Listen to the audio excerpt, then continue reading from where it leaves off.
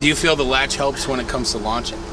Oh, yeah, absolutely, because you're not leaning over, trying to unhook clear underneath. You're not trying to deal with a mechanism of your winch and trying to get that all taken care of. It's literally a lever, and you pull it, and you're good. So I think not only is it easier, it's safer. It's so much safer. You're not worried about having something happen to where you're going to come tumbling out of the boat and fall on your head and maybe, not only ruin your day, but ruin your life. So it's so much safer and easier. Do you think that having an automatic latch is actually beneficial from a roller?